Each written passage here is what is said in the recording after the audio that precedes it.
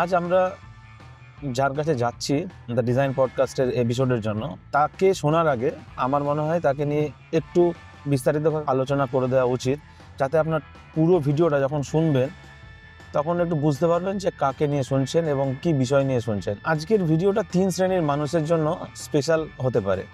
একটা হচ্ছে যারা ওই সেক্টরে কাজ করেন, তারা তো ইজিলি বুঝে যাবেন যে উনি কী বলছেন, বা তাদের সেক্টরের যে কথাগুলো সেগুলো সহজেই আপনাদের ইজি হয়ে যাবে অ্যাক্সেস করার জন্য।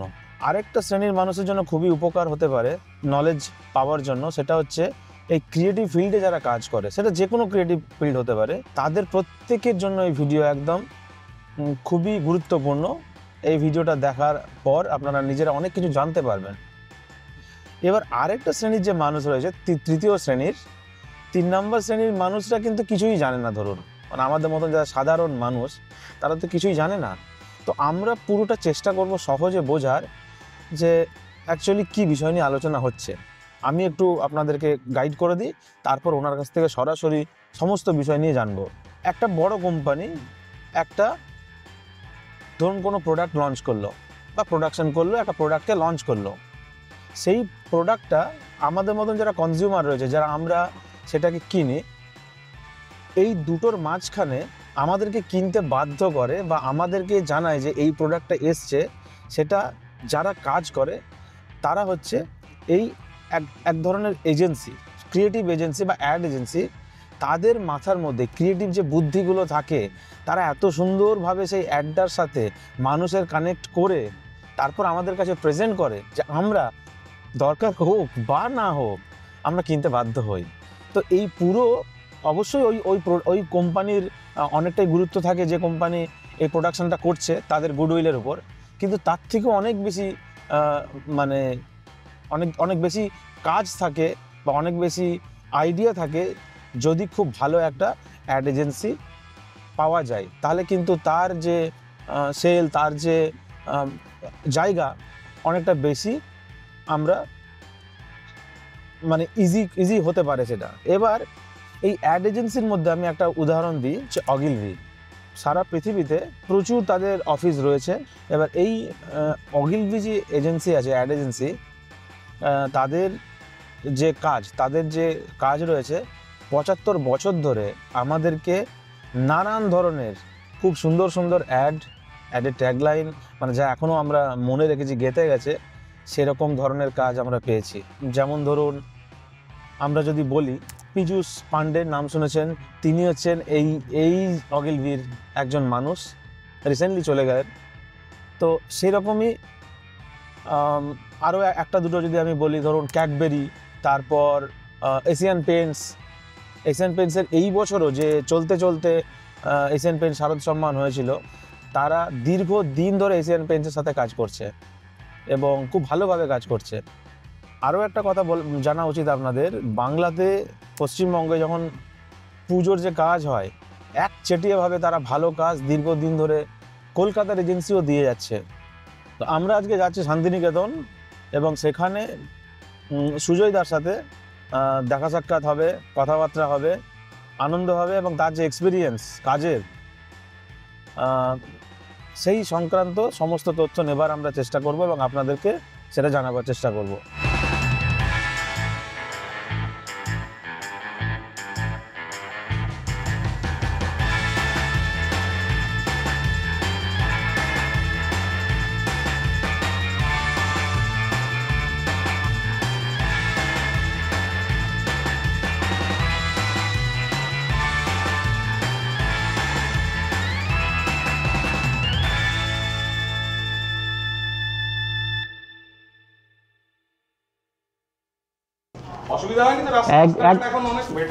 আমরা এর আগে এসেছিলাম সুধীর রঞ্জন স্যারের কাছে, তো অসুবিধা হয়নি কিছু, মোটামুটি এই রাস্তায়। এখন কি বাড়ির কাজ চলছে না? এটাই মানে টেক্সচার এটা খুব সুন্দর লাগছে। এইরকমই থাকবে, তাই তো? হ্যাঁ, এটা আনফিনিশড। এটা আমি বানিয়েছি 2020-তে, প্যান্ডেমিকের পরে। ঠিক। তারপরে আমি আসা যাওয়া করি। এই ঘরটা এখানে বাবা এলে থাকে। এই তুলসী মন্দিরে একটা পার আছে, এটা কার? ওইটা আমার বিভিন্ন জায়গা থেকে পৃথিবীর নানান প্রান্ত থেকে আনা জিনিসপত্র আছে এই বাড়িতে। আর আমার আমার যে অরিজিনাল বাড়ি সেইটাও এখন খুব একটা বেশি থাকা হয় না বলে সেইটার ইয়েটা আমি প্লাগটা খুলে নিয়ে চলে এসেছি। যে আমাদের 14/2 হচ্ছে আমাদের 100 বছরের পুরনো বাড়ি পঞ্চাননতলায়। তো এটা ভেঙে গেছিল দেয়ালটা, তো ওটা থেকে এটা নিয়ে চলে এসেছি। তো এটা আমার ঠাকুরদা ঠাকুমা। তো এখানে বাবা এলে আমার সাথে যখন আসে কলকাতা থেকে, তখন বাবা থাকে এখানে। এটা আমার বোনের ঘর, মানে আমার বোন এলে যখন বোন এসে থাকে তখন বোনের সাথে, বোন এখানে থাকে আর কি বাবার সাথে। আয় আমি একটা জিনিস জিজ্ঞেস করতে, বল না। এটা কি সিমেন্ট দিয়ে আমরা যেরকম সিমেন্ট বানাই সেটাই না, এটা আলাদা কিছু টাইলস? এইটার একটা গল্প আছে। এটা আমি চেয়েছিলাম সিমেন্টের ফ্লোর করতে। দেখবি সিমেন্টের ফ্লোরে অনেক সময় পলিশ করে একদম মানে চকচকে হয়ে যায়, সিমেন্টের যে নিট সিমেন্টের যে ফ্লোরিং হয়।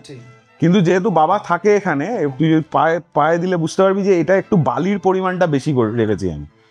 এগুলো আমি নিজে নিজে ভেবে ভেবে করা কারণ বেশি পলিশড হয়ে গেলে না বয়স্ক লোকেরা ইয়ে হয়। এটা কাঁচ দেওয়া মধ্যেখানে, এক্স্যাক্টলি সেরকম, কিন্তু হ্যাঁ মধ্যেখানে কাঁচ দেওয়া, কিন্তু এটা বালির পরিমাণটা বেশি রেখেছি যাতে বাবা খালি পায়ে হাঁটলে পড়ে না যায় কখনো। দেখতে মনে হচ্ছে টাইলস।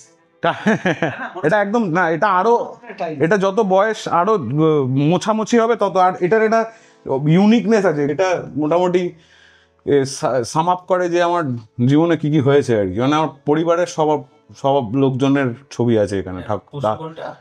আমার পুশুর ছবি হচ্ছে এইটা, পুশু হচ্ছে এইটা। আর এটা হচ্ছে দিদা দাদু, মা আর বোন। এটা হচ্ছে আমার সব পাঁচ পিসির পিসে মশাইরা। এটা বাবার সাথে একটা ছবি। এটা আমার বাবার আমার ঠাকুরদা আর বাবার ভাইয়েরা আর কি। বাবা সবচেয়ে ছোট, আমার মা ডান্সার ছিলেন। হ্যাঁ, তো মা কথাকালি, ভরতনাট্যম আর কত্থক আর ভরতনাট্যম নাচতেন।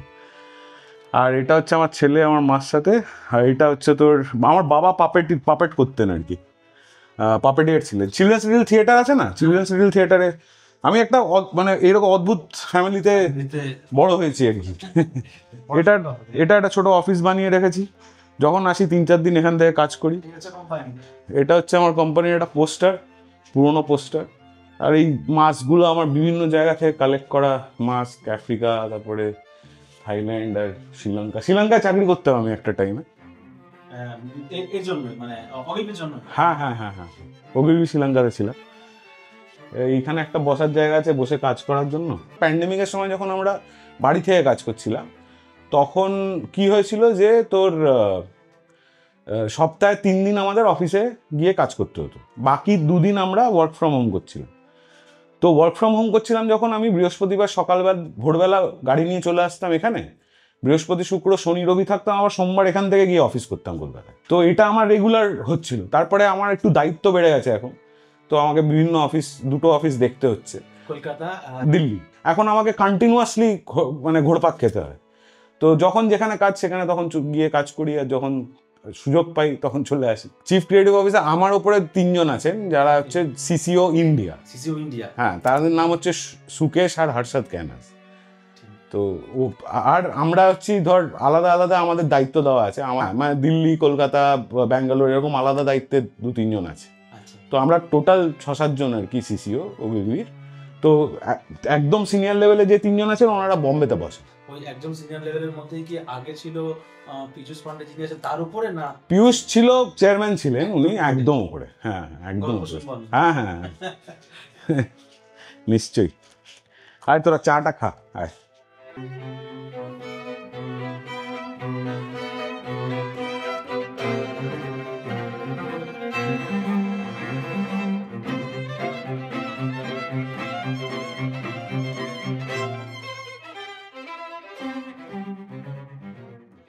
নমস্কার, দ্য ডিজাইন পডকাস্টে আপনাদের স্বাগত। আমি রাস্তাতে আপনাদেরকে বলেছি আমরা কার সাথে দেখা করতে যাচ্ছি, সেই সুজয় দা। অনেক অনেক ওয়েলকাম দাদা। আমরা ধরতে পেরেছি আজকে শান্তিনিকেতনের মাটিতে। প্রথমত এই সেগমেন্টে আমাদের অনুষ্ঠান প্রথম। আমাদের দর্শক যারা তোমাকে চেনে তারা সহজেই বুঝে যাবে যে তুমি কি। আমি খুব সহজে বোঝাবার চেষ্টা করব যে অ্যাকচুয়ালি তোমাদের কাজটা কি হয় খুব সহজে। আর যেন মানে আমাদের দর্শকগুলো যারা জানে না অ্যাড এজেন্সির ব্যাপারটা, এটাও যদি সহজে বোঝানো যায়। আহ, তো বিজ্ঞাপনের এজেন্সি এসেনশিয়ালি মানে আমরা নিজেদেরকে ইন্টারাপশন বলে থাকি, মানে ইউটিউব দেখতে দেখতে 15 সেকেন্ডের অ্যাডটা যেটা স্কিপ করা যায় না সেটা বিজ্ঞাপন। পেপারে প্রথম জিনিস যেটা দেখতে হবে খবরের জায়গায় কাপড় আন কাপড়, সেটা বিজ্ঞাপন। আউটডোর ছেয়ে যায় শহরে সব জায়গায়, সেটা বিজ্ঞাপন। বিজ্ঞাপন হচ্ছে মানুষের সাথে একটা কমিউনিকেট করার, ব্র্যান্ডদের একটা কমিউনিকেট করার জায়গা। এবং সেই ইন্ডাস্ট্রিতেই আমি বিগত 21 বছর ধরে কাজ করছি। এনজয় করছি, কাজ করছি বলাটা ঠিক হবে না। কাজটাকে আমার কাজ মনে হয় না, কোনোদিনও হয়নি এখনো অবধি। যেদিন মনে হবে ছেড়ে দেবো। হ্যাঁ, এখন অবধি তো আমার খুবই আনন্দ করে কাজ মানে কেটেছে আর কি লাস্ট 21 বছর। তো এসেনশিয়ালি এটাই বিজ্ঞাপনের জগৎ আর কি। মানে আমরা টেলিভিশন কমার্শিয়াল বানাই, আমরা এখন ডিজিটালের জগৎটা অনেক বড় হয়ে গেছে, ডিজিটালের জন্য আমরা প্রচুর ক্রিয়েটিভের জিনিসপত্র বানাই। আহ, মানুষের সাথে কথা বলার চেষ্টা করি, মানুষের মতো করে কথা বলার চেষ্টা করি, যেটা অ্যাপিল করবে তোমার একটা ব্র্যান্ড কিনতে ইচ্ছে হবে তোমার, সেই ইচ্ছেটা তৈরি করার যাত্রাটাই হচ্ছে বিজ্ঞাপন আর কি। তো সেটাই আমি করি এবং বেশ আনন্দ করেই করছি লাস্ট 21 বছর ধরে আর কি। আমি যেখানে ভুল হব হ্যাঁ, সেখানে প্লিজ একটু কেটে দেবে আর বলে দেবে যে না সোমনাথ এইটা ঠিক। আচ্ছা। অগিলভি একটা ইন্টারন্যাশনাল কোম্পানি, নিউ ইয়র্ক হচ্ছে আমাদের মেন অফিস হেড অফিস, এবং বিভিন্ন কান্ট্রিতে আমাদের অনেকগুলো অফিস বুঝে আছে। আছে। তো তার মধ্যে আমাদের ইন্ডিয়াতে আমাদের যেখানে যেখানে অফিস রয়েছে তার মধ্যে কলকাতা আর দিল্লির যে অফিসের দায়িত্ব যে মেন, এবার কি দায়িত্ব? Chief creative officer. Chief creative officer, হ্যাঁ, এগুলো না এক একটা ডেজিগনেশন, খুব ভালো, এগুলো শুনতে খুব ভালো। এসেনশিয়ালি আমি I am in charge of the creative product or the creative output of a couple of offices. মানে আমি 1-2 অফিসের দেখাশোনা করি এবং সেই অফিসগুলোর যে ক্রিয়েটিভটা বাইরে যাবে সেটার মানে কি হবে এবং কিভাবে আমরা সেটা লোকেদের কাছে প্রেজেন্ট করব, সেটার দায়িত্ব এখন আমার ঘাড়ে। সো আর আমার 21 বছরের জার্নিতে একদম গোড়া থেকে শুরু করে এখান অব্দি পৌঁছানোটাও একটা, মানে এটা নয় যে আমি ভেবেছিলাম যে আমি কোনোদিনও চিফ ক্রিয়েটিভ অফিসার হব। আমার তো ভালো লাগছিল কাজ করতে, তাই আমি কপিরাইটার হিসেবে ঢুকেছিলাম এবং হতে হতে হয়েছে এটা। Designations come and go, but essentially craft, art যেটা আমি ভালোবাসি করতে, লেখার কাজ করতে ভালোবাসি, ছবি আঁকতে ভালোবাসি। একটা টাইমে আমি ছবি আঁকতাম এবং আমি রামানন্দ বন্দ্যোপাধ্যায়ের ছাত্র ফাইন আর্টসে। আমি রামকৃষ্ণ মিশন ওনার আন্ডারে 4-5 বছর আঁকা শিখেছি এবং ওই ডিপ্লোমাটা করেছি। সুতরাং আমার একটা আঁকার প্রতি একটা ঝোঁক ছিলই। আর লেখার প্রতি ঝোঁকটা তৈরি হয় কলেজে, প্রেসিডেন্সি কলেজে। আমি ইংরেজি নিয়ে পড়াশোনা করেছি প্রেসিডেন্সি কলেজে। তারপরে আমি ঠিক এক্স্যাক্টলি জানতাম না যে বিজ্ঞাপনে ঢুকবো আমি। ইটস বলতে পারো almost accidentally I ended up in advertising. কারণ আমার ফর্মাল শার্ট পরতে ভালো লাগে না, আমি শর্টস পরতে পছন্দ করি, টি শার্ট পরতে পছন্দ করি এবং ফর্মাল এনভায়রনমেন্ট আমার ভালো লাগে না। আমি I have always been into creating things, writing and doing different kinds of things. তো হতে হতে বিজ্ঞাপনটায় আমি আই এন্ডেড আপ অ্যান্ড বিভিন্ন 3টে অফিস, ওগিলবির 3খানা অফিসে আমি কাজ করেছি। মানে কলকাতা, শ্রীলঙ্কা এবং শ্রীলঙ্কাতেও তো ওখানে দায়িত্ব শ্রীলঙ্কায় ছিল। ছিলাম। আমি শুরু করি বম্বেতে, ঠিক। আর এখন আমি দিল্লিও দেখছি। সো এটা একটা মানে basically it's been a very interesting journey আর কি। Not that I asked for it, but হতে হতে হয়েছে আর কি। But am I complaining about it? একদমই নয়। মানে আমি খুবই এনজয় করেছি লাস্ট 21 বছর। প্রথম যখন অগিলভিতে জয়েন হলো প্রায় 21 বছর হয়ে গেল, এই বছর মনে হয় হুম, 22 বছর হবে। হ্যাঁ। কিভাবে অগিলভিতে জয়েন হলো এইটা যদি তো বল। আমি না বম্বে চলে গেছিলাম। আমি ছাত্র রাজনীতি করতাম। আমার মা আমাকে বলল, "বম্বে চলে যাও। তোমার এখানে কি কিছু কারণে? হবে না।" না, আমার মা জোর করেই পাঠিয়ে দিল আমাকে বম্বে। আমাকে বলল যে, "তুমি এখানে থাকলে তুমি ওই প্রমোদ দাশগুপ্ত ভবনে যাবে আর তুমি র‍্যালিতে হাঁটবে। আমি চাই না আমার ছেলে এটা করুক। তুমি বম্বে যাও, তুমি একটা চেষ্টা করো কোথাও চাকরি-বাকরি করার।" তো আমি গিয়ে বম্বেতে একটা পিআর এজেন্সিতে জয়েন করি, ছোট একটা পাবলিক রিলেশনস এজেন্সিতে জয়েন করি। ওয়ার্ল্ডলিতে। একটু সালটা জানলে আমাদের ডকুমেন্টারিতে সুবিধা হবে। এটা 2003 কলেজ পাশ করার পরেই। ওখান থেকে আমার একটা বন্ধু, কলেজেরই বন্ধু, সে এখন বিজ্ঞাপনের জগতের সাথেই যুক্ত আছে। ও বলল, ওর সাথে একদিন আমার কথা হচ্ছিল, যখন ও বললো যে আমার এক কাকা আছে ওগিলবিতে। ওগিলবির নাম শুনেছিলাম আমি, পীযূষ পান্ডে ওগিলবির নাম শুনেছিলাম। আমি বললাম আমাকে একটা যদি ইন্টার্নশিপের সুযোগ করে দেওয়া যেতে পারে, এবং ওর থ্রু দিয়েই আমি ওগিলবি বোম্বেতে সুযোগ পাই অ্যাজ অ্যান ইন্টার্ন। 6 মাস মতো ইন্টার্নশিপ করি, এবং সুমন্ত চট্টোপাধ্যায় বলে একজন আছেন, যে ইংলিশ নাট বলে একটি চ্যানেল চালান ইনস্টাগ্রামে, উনি আমার প্রথম বস ছিলেন। উনি আমাকে নেন ওগিলবিতে, এবং ওখান থেকেই যাত্রা শুরু। আমি তারপর বিভিন্ন 3টে অফিসে কাজ করেছি। এটা মুম্বাইয়ে ছিল? এটা বম্বে অফিস। বম্বে থেকে আমি কিছুদিনের জন্য কলকাতা আসি, আমার বাবার শরীর খারাপ হয়েছিল বলে, এবং সেখান থেকে আমাকে পাঠিয়ে দেওয়া হয় শ্রীলঙ্কা অফিস। সেখানে আমি প্রায় 3.5 বছর ছিলাম। তারপরে আমি আবার ফিরত আসি কলকাতায়, এবং তারপরে আস্তে আস্তে আমার রোলটা বড় হওয়াতে আমি এই লাস্ট 1 বছর ধরে দিল্লি, কলকাতা এইগুলো মিলিয়ে মিশিয়ে কাজ করছি আর কি। তো it has been a bit of a journey, but mostly in ওগিলবি অ্যান্ড মেথড অনলি। মানে আমি এই প্রায় 2 দশক ধরে ওগিলবিতেই আছি এবং ওগিলবিতেই কাজ করছি। যখন প্রথম কাজ করা হয় যেহেতু কপিরাইটার নিয়ে, এখন যে কাজের যে কি কাজ করতে হয় যদি বোঝানো যায় খুব ভালো হয়। যে মানে কিভাবে এখন কি ক্রিয়েটিভ, মানে যে কোনো ক্যাম্পেইনকে রেডি করা, নাকি নিজেকেও ইনভলভ থাকা, নাকি কোনো হাতে কলমেও নিজেকে কাজ করতে হয়, না শুধু আইডিয়া জেনারেশন করতে, কি অ্যাকচুয়ালি কাজ? না, বিজ্ঞাপনের এজেন্সির অ্যাকচুয়ালি একটা বড় বড় ক্লায়েন্টেরা, বড় বড় ব্র্যান্ডেরা আমাদেরকে নিয়ে আসে টু কনসাল্ট অন একটা একটা ক্যাম্পেইনে কি করে আমি একটা প্রোডাক্ট লঞ্চ করব, এবং সেটা শুরুই হয় আইডিয়া দিয়ে। আচ্ছা, আমি যদি ধরে নিই যে যদি ওই কোম্পানি, হ্যাঁ।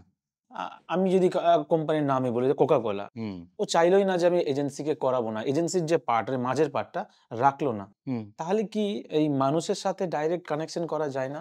হ্যাঁ, করা যায় না তা তো নয়, নিশ্চয়ই করা যায়। না, আমি আসলে আপনাদের মনে হতে পারে কোশ্চেনটা বোকা বোকা, আমি আসলে জানার চেষ্টা করছি যে একটা অ্যাড এজেন্সির কত ক্যাপাসিটি যে সেই প্রোডাকশনটাকে কোন লেভেলে পৌঁছাতে পারে, সেই কারণেই জানা যে তারা কি সরাসরি কিছু করতে পারে, পাবলিককে হ্যাঁ, ইনফ্লুয়েন্স এখন করতে পারে? অফকোর্স এখন অনেক ব্র্যান্ড দেখবে, এখন ইন্টারনেটের জগতে তুমি নিশ্চয়ই শুনে থাকবে যে D2C ব্র্যান্ড হয়ে গেছে, direct to consumer. Two consumer. এবং ডিরেক্ট টু কনজিউমার অনেক ব্র্যান্ড আছে, ব্র্যান্ডরা যে পারে না সেটা নয়, কিন্তু যেটা একটা বড় এজেন্সি বা যে কোনো একটা ক্রিয়েটিভ এজেন্সি নিয়ে আসে, সেটা হচ্ছে একটা ব্র্যান্ডকে পজিশন করতে সুবিধা করে। মানে ইফ ইউ লুক অ্যাট একটা as a brand, if you এখানে লুক ব্র্যান্ড বলতে আমার কোনো আপত্তি নেই, যে কোনো ব্র্যান্ড নাম বলা যেতে পারে। হ্যাঁ, মানে ধরো কোকা-কোলা, এই কোকা-কোলা যদি একটা মানুষ হতো, সে কিভাবে কথা বলতো বা আচ্ছা, সে কিভাবে নিজেকে প্রেজেন্ট করতো, সেটা তৈরি করাটা ইজ বেসিক্যালি এজেন্সির কাজ। হ্যাঁ, মানে একটা ব্র্যান্ডটাকে কিভাবে পজিশন করবো, যে ওইটা যখন কেউ কিনবে বা হাতে নেবে, সেই ফিলিংটা কি হওয়া উচিত। মানে আমি নাইকির জুতো পরলে আমার অ্যাথলিট, আমি ফিল করবো কি আমি অ্যাথলিটের মতো, সেটা ডাইরেক্ট আমি জুতো বিক্রি করতেই পারি, আমার জুতোটা খুবই সুন্দর, ফোম টেকনোলজি আছে, এটসেট্রা এটসেট্রা, কিন্তু সেটা will not connect with the human level of why I am buying a brand. বুঝতে পেরেছি। লোকে না ইমোশন কেনে, লোকে ব্র্যান্ড কেনে because of that emotion, that what you make the person feel is what advertising agencies work towards. আমি তোমাকে as a brand কি ফিল করাতে পারবো, সেটাই অ্যাকচুয়ালি আমার কাজ টেকনিক্যালি। আচ্ছা, এইখানে আমরা এই টেকনিক নিয়ে আরো প্রশ্ন করব বিভিন্ন জায়গায় গিয়ে গিয়ে। আমি একটা দেখতে চাই যে এখানে যে অগিলভিয়ান ম্যাথর বলে একটা ফটো ফ্রেম রয়েছে। এটা কি, মানে এই সেকশনটা কি সেকশন এটা? এটা একটা পুরনো ওগিলবির পোস্টার, যেটাতে কিছু ভ্যালু সিস্টেম লেখা আছে ওগিলবির। সো এইটা সবসময় চোখের সামনে থাকে যখন আমি এখান থেকে কাজ করি। এটা আমার ওয়ার্ক স্টেশন, আমি যখন শান্তিনিকেতনে থাকি তখন আমি এখান থেকে কাজ করি। মানে আমি আপনাদেরকে জানাচ্ছি সুজয়দার কিছু কাজের মধ্যে অনেকগুলো কাজ রয়েছে, কোকা কোলার কাজ আছে। সুজয়দা, এই ভিডিও কি আমি ভিডিওর মধ্যে দিতে পারি? মানে ধরুন হ্যাঁ, কেটে তুমি দিতেই পারো, কাটসি দিলে হ্যাঁ, পারি, তাই তো? হ্যাঁ। তো আমি আপনাদেরকে ভিডিওতে দেখাতে চেষ্টা করছি, না হলে কমেন্টে অবশ্যই লিঙ্ক পাবেন ফুল ভিডিওর।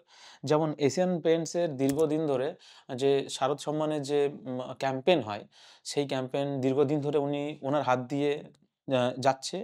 তারপর হচ্ছে আপনার প্যান্টালুনস, কুইকনিক, তারপর গ্রিন প্লাই ফরএভার, রলিক আইসক্রিম, তারপর এভারেডি সাইরেন টর্চ, যেটা সত্যি অপূর্ব, মানে বলার পদ্ধতি ছিল সত্যি করে।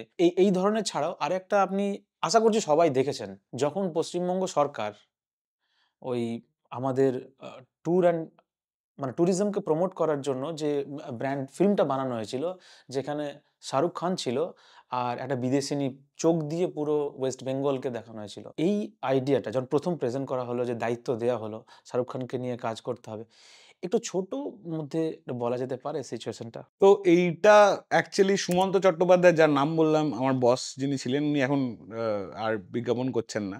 উনি বেসিক্যালি এই বিজ্ঞাপনটা ক্র্যাক করেন, মানে এই আইডিয়াটা ক্র্যাক করেন। এটা ওনার আইডিয়া, যে সুইটেস্ট পার্ট অফ ইন্ডিয়া, যেটা আমি ওনার টিমে তখন কাজ করি।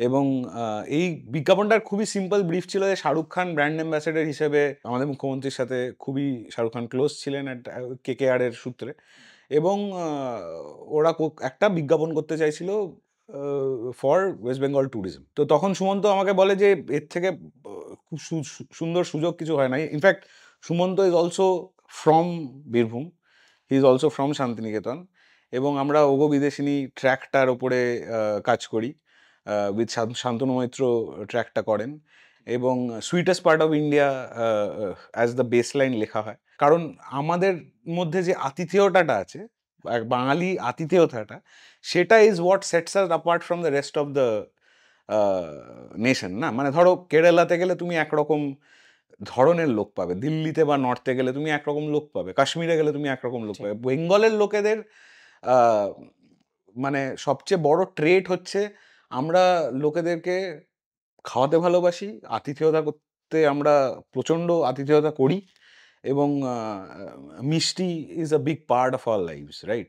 তো সেই জন্য sweetest part of India is about the hospitable and the hospitality of Bengal. এবং তুমি যদি দেখো ছবিটার পুরো কনটেক্সটাই সেটা নিয়ে বিল্ড করা, যে একজন বিদেশিনী আসছেন, সে একটা ওয়েডিং অ্যাটেন্ড করছে, এবং সেটা থেকে আলটিমেটলি বিভিন্ন জায়গা ঘুরে ঘুরে কেউ খাওয়াচ্ছে, কেউ দেখাচ্ছে, কেউ ছোট একটা শেলের, বিচের ধারে শেলের একটা নেকলেস বানিয়ে পরিয়ে দিচ্ছে। And that is what is Bengali culture, right? Like আমরা সবাইকে আপন করে নিই, সেটাই আইডিয়াটা ছিল আর কি। এই ছোট আইডিয়াটা, মানে আমরা যতটা ফিল্ম দেখেছি, এই পুরো ভিডিও শ্যুট করা থেকে একদম ফাইনাল কত টাইম লাগতে পারে এগুলো অ্যাপ্রক্স? ইউজুয়ালি এটা 1 থেকে 2 মাসের মধ্যে শেষ হয়, মানে একটা process of doing a campaign, start থেকে? স্টার্ট টু ফিনিশ ধরতে পারো, রাফলি অ্যারাউন্ড 8 to 10 উইকস লাগে। আমরা আসলে স্ক্রিপ্টটা লিখি, এবার তারপরে আমরা কোলাবোরেট করি এই ভিশনটা নিয়ে। আমরা একটা ডিরেক্টরের সাথে কোলাবোরেট করি, প্রকাশ বর্মা বলে একজন ডিরেক্টর আছেন, যে বিজ্ঞাপন ডিরেক্ট করেন, খুবই ফেমাস ডিরেক্টর উনি। ভোডাফোনের জুজুজের পুরো কাজটা করেছেন, তারপরে ভোডাফোনের যে বয় অ্যান্ড ডগ কমার্শিয়ালটা ছিল, ওটা ওনার করা। না, ওনার করা মানে ওটাও তো, জুজুটা তো ওগিলভিরি ওগিলভিরির কাজ। সেটাই। আমরা বেসিক্যালি স্ক্রিপ্ট লিখি, এবং তারপরে একটা প্রোডাকশন হাউসের সাথে আমরা কোলাবোরেট করি ছবিটা বানানোর জন্য। শুধু ইটস আ, দেখো অ্যাডভার্টাইজিংটা না, at the end of the day is a team game, it cannot be a single man game. আচ্ছা। মানে আমি একটা কাগজে একটা ছবি লিখতে পারি, সেটাকে তো ফাইনালি তৈরি করার জন্য আমাকে একটা পার্টনার খুঁজতে হবে, যে সেই ভিশনটা আগে নিয়ে যাবে না। মানে যে আমি যদি বলি, তাহলে যে অ্যাক্টিং করতে পারছে সেই অভিনেতাকে আনতে হবে, অফকোর্স যে খুব ভালো ডিরেক্টর তাকে ধরতে হবে, মিউজিক যে করতে Music পারে, যে সে করতে- শান্তনু ও। মৈত্র যেরকম, এখন এই ট্র্যাকটা রিলে ইউজ হয়, হ্যাঁ হ্যাঁ হ্যাঁ। মানে রাইটস আছে কি নেই সেটা লোকে দেখে না, কিন্তু শান্তনু মৈত্র তৈরি করা ট্র্যাক ওটা, ওগো বিদেশিনী। তো ওই ট্র্যাকটা এখন রিল লোকে ইউজ করছে নিজেদের ইনস্টাগ্রাম রিলে। So it takes a team to actually, like a football team, একটা ক্রিকেট টিম, একটা football team is a better example. মানে তুমি ফরওয়ার্ডকে বলটা না এগুলো, গোলটা হবে কোথা থেকে? ঠিক। তো অ্যাডভার্টাইজিং ওরমভাবেই কাজ করে, যে তোমাকে আমরা মিডফিল্ডারের গেমটা তৈরি করে দিই, ক্লায়েন্ট এবং ইয়ের সাথে ইন্টারাক্ট। আমি যদি এই কথাটা মাথার মধ্যে আসছে, এটা কি পারফেক্ট হবে কথাটা, যে ইন্ডাস্ট্রির প্রতিটা মানে ট্যালেন্টেড যে কি বলে, ট্যালেন্টেড যে ক্রিয়েটিভ মানুষরা রয়েছে, তাদেরকে এক জায়গায় এনে ওই কাজটাকে করাই হচ্ছে একটা অ্যাড এজেন্সির কাজ, এরকম কি ঠিক হবে কথা? হ্যাঁ, কিছুটা হলেও বলতে পারো। এটা আমরা কোলাবোরেট করে কাজ করি সবার সাথে, কোলাবোরেট কিন্তু আইডিয়াটা তৈরি হয়, একটা জন্ম পায় একটা এজেন্সি। এজেন্সি দ্বারা। জন্ম হওয়ার পরে সেটাকে ক্লায়েন্টের সাথে একসাথে মিলে সেই ভিশনটা তৈরি করার জন্য আমরা নানান রকম, যে কারেক্টলি ওই ভিশনটা তৈরি করতে পারবে।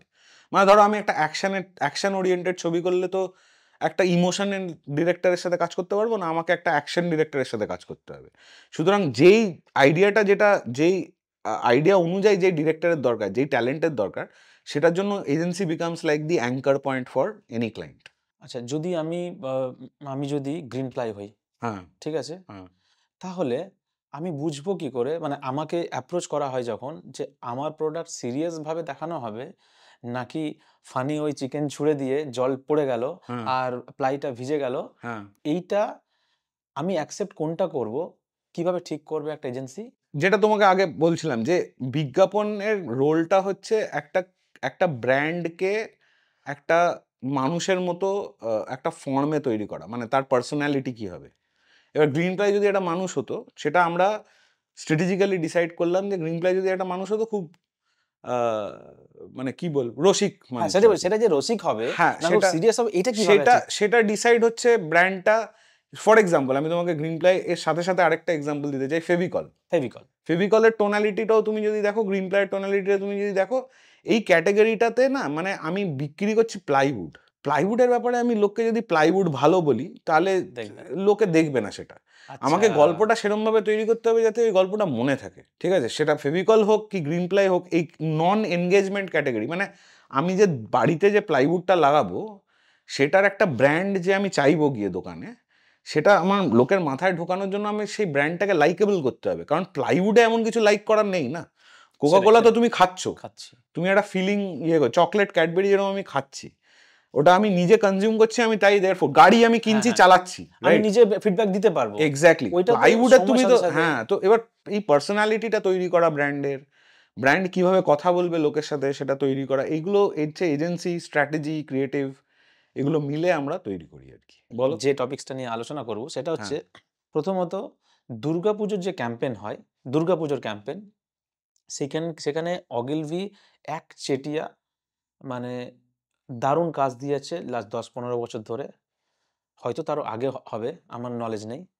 সেখানে এশিয়ান পেন্টস একটা ক্যাম্পেন করে, শারদ সম্মান, সেটাতে কি 40 বছর ধরেই অগিলভি করছে, লাস্ট হ্যাঁ, 40 বছর ধরে হ্যাঁ। অগিলভি করছে, কারণ অগিলভি আর ম্যাথের ছিল যখন, হ্যাঁ, হ্যাঁ, সেটা আমাদেরকে হিরো দা বলেছে, হ্যাঁ। কন্টিনিউ করছে। এবার আমি দর্শকদের উদ্দেশ্যে একটা কথাকে ক্লিয়ার করে দিই যে অগিলভি হচ্ছে একটা এজেন্সি আর এশিয়ান পেন্টস একটা কোম্পানি। এবার এই কোম্পানি যে ক্যাম্পেইন কিরকম হবে সেটা ডিসাইড করে। তারপরে আরেকটা থাকে, সেটা হচ্ছে ইভেন্ট ম্যানেজমেন্ট। হুম, আমি কি ঠিক বলছি? হুম, হুম। তাহলে সেই ইভেন্ট ম্যানেজমেন্ট ঠিক করে কিভাবে শারদ সম্মানের কি হবে না হবে, পদ্ধতিটা কি হবে? পদ্ধতিটা কি হবে, কি জাজেস হবে, কি কম্পিটিশনের ব্যাপার রয়েছে। তো আমরা কিন্তু ওই ইভেন্ট ম্যানেজমেন্টের যে শারদ সম্মান পার্ট, সেটা কিন্তু আমরা এই আলোচনায় আনছি না, কারণ ওটা আমাদের পার্টি নয়, হুম, তাই তো? হুম। আমরা আসছি ক্রিয়েটিভ পার্টে, যেখানে চলতে চলতে 40টা ট্যাক্সির কে কালার করা, তার আগেরও অনেক বছর গেছে যে সুন্দর সুন্দর আইডিয়াস আনা। আমি এই বছরটা জানতে চানবো যে চলতে চলতে 40 আইডিয়াটা কিভাবে এলো?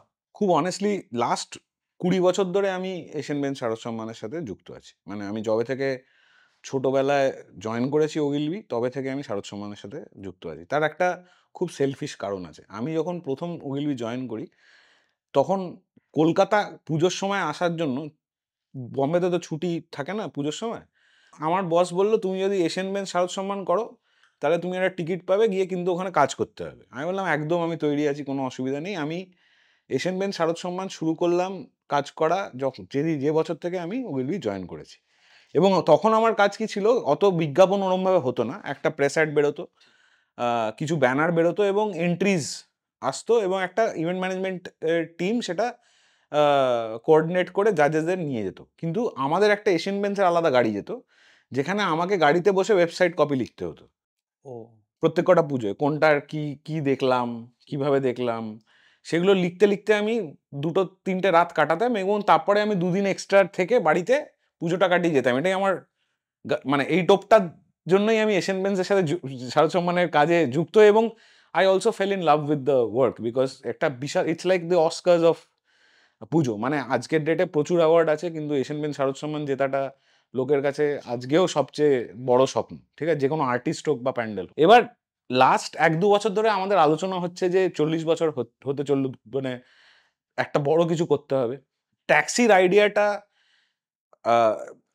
তুমি বলতে পারো যে ট্যাক্সি আইডিয়াটা বেসিক্যালি এলো তার একটা একটা তো বড় টপিক হচ্ছে যে ট্যাক্সিটা আর কিছুদিন বাদে দেখা যাবে না, ঠিক আছে। আর দ্বিতীয় কথা হচ্ছে আউটডোরটা has become like a medium, যেখানে কলকাতায় পুজোতে তুমি আউটডোর এত লাগে যে কোন আউটডোরটা দেখেছো কোনটা দেখোনি তুমি পার্থক্য করতে পারবে না। আচ্ছা, এবার ট্যাক্সিটাকে যদি আমি একটা আউটডোর ভেহিকেল হিসেবে ইউজ করি, as a roaming outdoor vehicle, যেখানে প্রত্যেক কটা 10টা বছর মানে প্রত্যেক কটা দশক এর জন্য আমি 10টা করে ট্যাক্সি পেইন্ট করি, সেই দশকের ছবি তুলে ধরার জন্য যে ওই দশকে কি বদলেছিল। ও সেইগুলো ট্যাক্সের মধ্যে আঁকা হ্যাঁ, আছে। তো 4টে দশকে তুমি যদি 40টা ট্যাক্সি দেখো, 10টা করে 4টে দশক ধরা আছে। এবং সেই দশকগুলোতে এক একটা দশকে প্রথমে বারোয়ারি পুজো, তারপরে তোমার বারোয়ারি পুজো থেকে থিম পুজো কি করে এলো, থিম পুজোতে আরো একটু চাকচিক্য কি করে এলো, আজকের ডেটে ড্রোন উড়ছে আর কি। তো মডার্নাইজেশন অফ পুজো, এশিয়ান পেইন্টসের একটা বিশাল বড় অবদান আছে in terms of how they have change the landscape of পুজো। মানে ওরা যখন শুরু করেছিল তখন থেকে আজকে অবধি যে জার্নিটা, সেটাতে কিন্তু অ্যাকচুয়ালি এশিয়ান পেইন্টসের একটা বড় ভূমিকা আছে, রাইট? মানে এই যে ক্রিয়েটিভিটিটা যে ঢুকেছে কলকাতার সিস্টেমে থ্রু এশিয়ান পেইন্টস, সেটা কিন্তু is is nobody else can take claim for that except Asian Paints. কারণ এই থিম পুজো কম্পিটিশনটা হয়ে গিয়ে বেটার আর্টিস্ট, বেটার মূর্তি, আরো কি করে ভালো করতে হবে। আরো ক্রিয়েটিভ কি করে হওয়া যেতে পারে, এই যে সৃজনশীলতাটা ঢুকে গেছে সিস্টেমে এখন পুজোর, সেটার জন্য একদম এশিয়ান পেইন্টসের এটা ক্রেডিট এশিয়ান পেইন্টসের। তো আমাদের তুলে ধরার দরকার ছিল যে 4টে দশক আমি কি করে বিউটিফুলি তুলে ধরবো অ্যাজ আ ক্রিয়েটিভ আইডিয়া।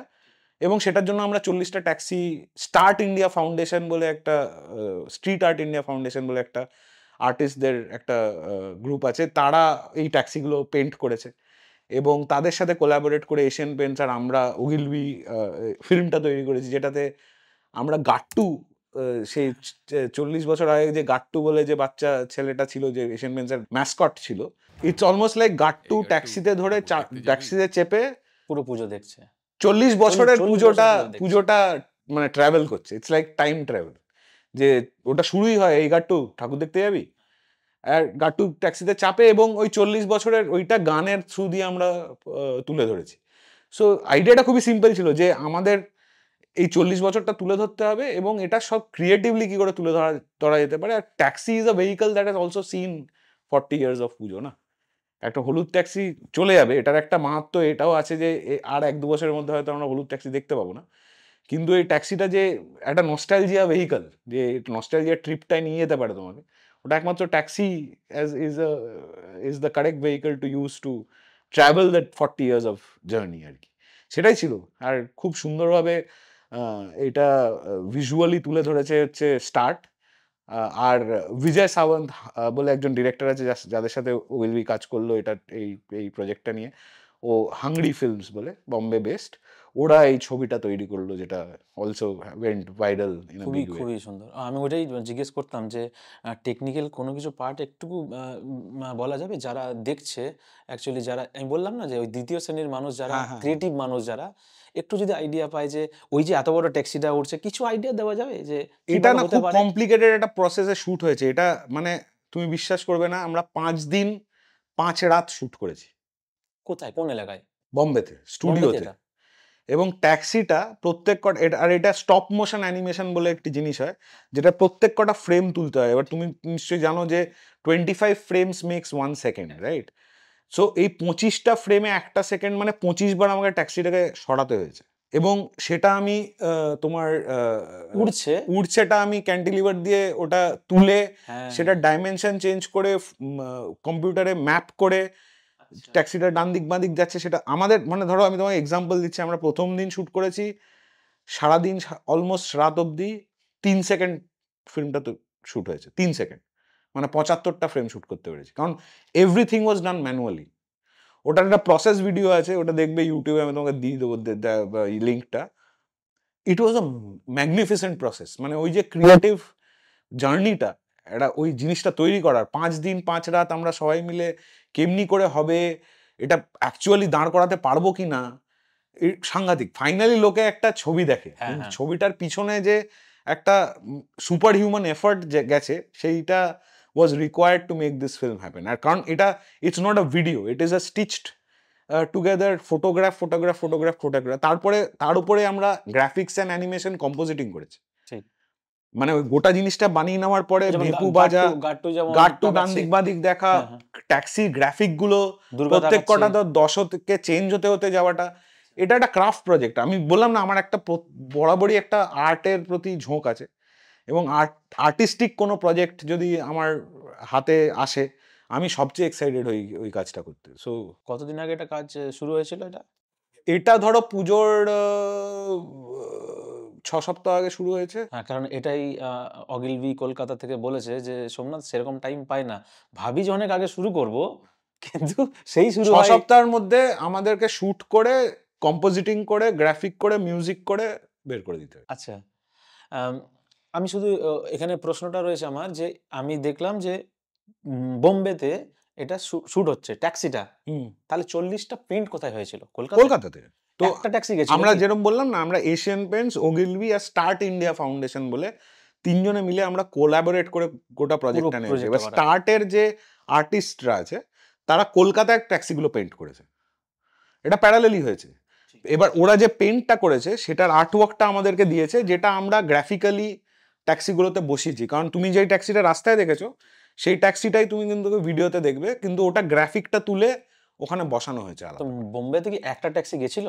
বম্বেতে আছে ট্যাক্সি শুটের জন্য, তুমি পেয়ে যাবে হলুদ ট্যাক্সি, মানে ও, ওরা শুটের জন্য ওটা রাখা ট্যাক্সি থাকে। রেখে দেয়, কারণ সেট টেট ওখানে তো বলিউডের প্রচুর ছবি শুট হয়, ওদের কাছে ট্যাক্সি পাওয়া যায় আর কি। আর বম্বেতে কেন করলাম, কারণ টেকনিক্যালিটি অনেক, এটার তো নানান রকম টেকনিক আছে না, মানে যে লোকগুলো খুব স্পেশালাইজড লোক তাদেরকে তুমি কলকাতায় পাবে না। যে এই যে জিনিসটা ট্যাক্সিটা লিফট করছে, যে রোবটিক আর্মটা আমরা তৈরি করেছিলাম প্রোগ্রাম করে, সেটা কলকাতাতে নেই, যেটার জন্য ট্যাক্সিটা এরকম এক একটা মোশনে এরকম করে শিফট করে ট্যাক্সি দেখো স্টপ মোশনে আমার সবচেয়ে সুবিধা হচ্ছে যদি আমি সোজা ট্যাক্সিটাকে মুভ করাই, একটা করে ফ্রেম তুলবো, জিনিসপত্র সরবে, কিন্তু আমার ট্যাক্সিটা তো এরকম গিয়ে ওপর দিয়ে উড়ে তারপরে বসছে। ঠিক ঠিক।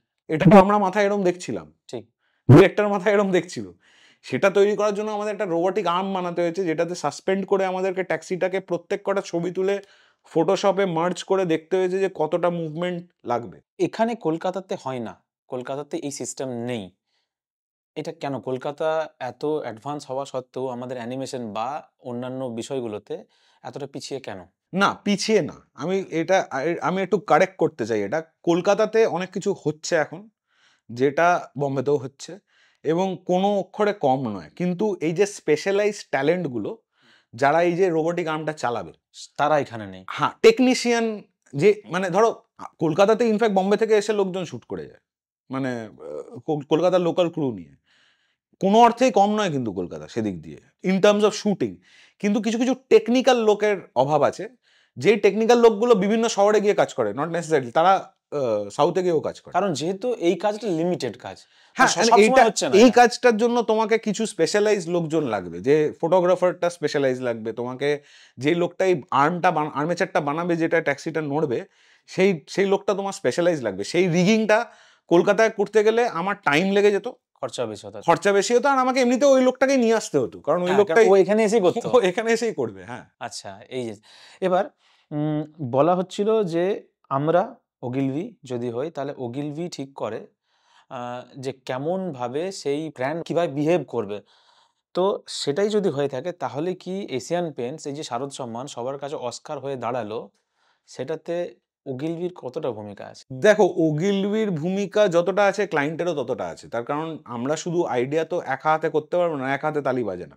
আমরা যখন আইডিয়াটা, আমি জানি না এটা 40 বছর আগে আইডিয়াটা ক্লায়েন্টের থেকে এসেছিল না আমরা ক্রিয়েট করেছিলাম, বা কারণ আমরা এইটাতে কিন্তু কোনো পেন্ট বিক্রি হয় না। ঠিক। এটাতে আমি কোনো কথা বলছি না যে আমি পেন্ট তৈরি করছি, আমি বলছি যে আমি সৃজনশীলতার যেটা আছে, যেটা ক্রিয়েটিভিটি আছে কলকাতা, সেটাকে সেলিব্রেট করছি। কিন্তু বাংলার সব থেকে বড় একটা ফেস্টিভকে কাজে লাগিয়ে, প্রত্যেকটা বাঙালিকে কাজে লাগিয়ে সেই ব্র্যান্ড প্রমোশনের সব থেকে তো বড় জায়গা এটা। একদম। এবং সেটার জন্য এটাকে সেলিয়েন্সি বলে, ব্র্যান্ড সেলিয়েন্সি, মানে ব্র্যান্ডের প্রতি তোমার ভালোবাসা কতটা বাড়লো। হ্যাঁ হ্যাঁ।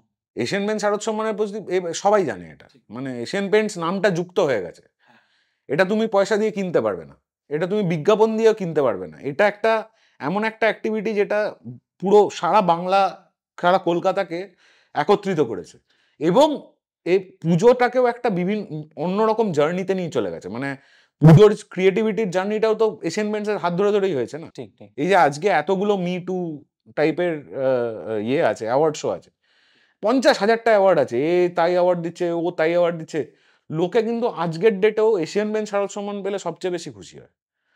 তার কারণ স্রষ্টা আমরা যেটা সৃষ্টি করেছি, এটা তবে থেকে এটা শুরু হয়েছে না, যে আমরা রেকগনাইজ করেছি এটার একটা ক্রিয়েটিভ অ্যাসপেক্ট আছে এবং সেটা তুলে ধরার জন্য এশিয়ান পেইন্টস শারদ সম্মান তৈরি হয়েছিল।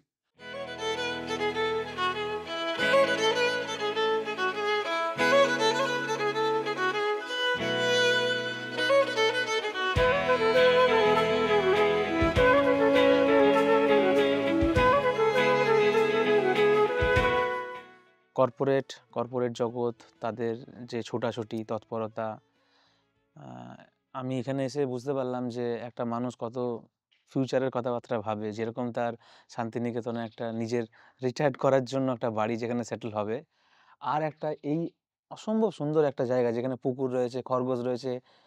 এইগুলো কেন ভাবনার হলো? সবজি নিজের ফলাবো, সেখান থেকেই খাবো। আমার আসলে প্রত্যেক বছর একটা কিছু না কিছু প্রজেক্ট লাগে, মানে ক্রিয়েটিভলি নিজেকে ইনভেস্ট করার জন্য, মানে মাথাটা অন্য জায়গায় যাতে লাগে। সেটাও তো একটা ক্রিয়েটিভ প্রজেক্ট না? মানে সবজিটা ফলাতে পারবো কি পারবো না, হাঁস রাখলে হাঁসের ডিম খাওয়া যাবে কি না। আর সবচেয়ে সুবিধা হচ্ছে, এটা তো একটা গ্রামের পরিবেশ না, এখানে তুমি অলরেডি লোকজন পাবে যারা এই জিনিসটা জানে। মানে শহরের লোকেদের তো এইসব জানা নেই যে মাছ কি করে হয় বা হাঁস কি করে ঠিক রাখা যায়, তো বা সবজি কি করে ওগাতে হয়। সো এই জিনিসগুলো মাথায় রেখেই ভাবলাম যে আমি তো রেগুলার যাতায়াত করছি, এখানে আসছি, তো এটা যদি আস্তে আস্তে বিল্ড আপ করা যায়, একটা টাইমের পরে আমি এটার উপরেই নির্ভর করতে পারবো। এখন আমার সেরকমভাবে নির্ভর করা যায় না। এখন যখন আসি, একটা ফুলকপি, দুটো বাঁধাকপি তোলা গেল, একটু পালং শাক বাড়িতে বানানো হলো, তো এই জন্যেই বানানো আর কি। এটা একটা আনন্দ আলাদা। আর এখানে একটা প্ল্যাটফর্ম বানানো আছে, বাবা মাঝে মাঝে মাছ ধরে। আমাদের বাংলাদেশের ছোটবেলায় বাবা যখন নিয়ে যেতেন, তখন আমাদের বাড়িতে পুকুর লাগোয়া একটা পুকুর ছিল, সেখানে মাছ ধরতে বাবা আর আমি বহুক্ষণ বসে থাকতাম আর কি। হুম। তো কিছুটা বলতে পারো সেই ছোটবেলাটা রিক্রিয়েট করার চেষ্টা বরাবরই রয়েছে আর কি, সেটার জন্য এটা তৈরি করা। একটা ক্রিয়েটিভ মানুষের জন্য, যারা এই ভিডিও দেখছে, তাদের জন্য যদি আমি সাজেশন হিসেবে ৩ খানা অপশন বলি, যে কন্টিনিউ কাজ করতে করতে তো আমাদের একটা পয়েন্টে চলে যায়, তার ভালো লাগে না, ব্রেক দরকার হয়। তো ব্রেক তো ২-৩ ধরনের হয়। একটা হচ্ছে সিগারেট খেয়ে ব্রেক নিতে পারবো। একটা হচ্ছে কিছু একটা খেয়ে নিলাম, ঠিক আছে? আর একটা হচ্ছে শান্ত পরিবেশ গ্রামের, এখন যেরকম দেখতে পাচ্ছি, শুনতে পাচ্ছি।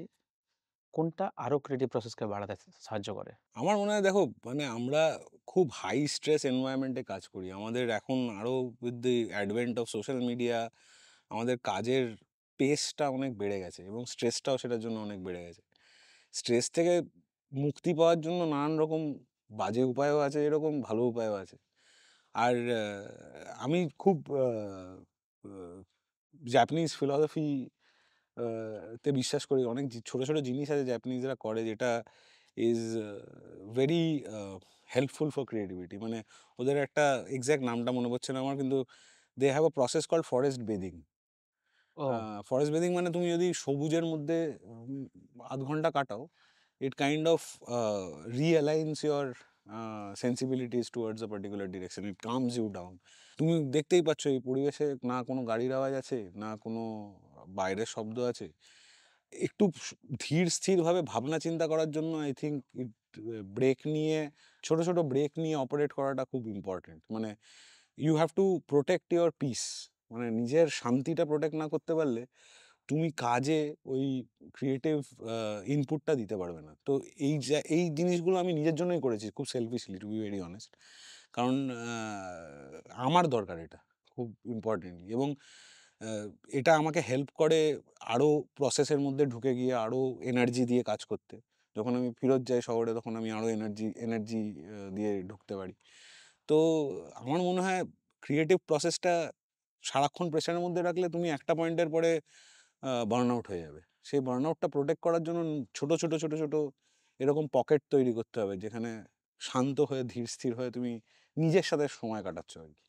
এটা কি একদম সুজয়দার ব্যক্তিগত ভাবনা তৈরি হয়েছে দিনের পর দিন, নাকি ওই ogilvy-তে 22 বছর কাটানোর পর ওখানকার যে মানুষগুলো রয়েছে, যেমন আমি একজনকার মানুষ নাম না নিলেই নয়, সেটা হচ্ছে পীযূষ পান্ডে।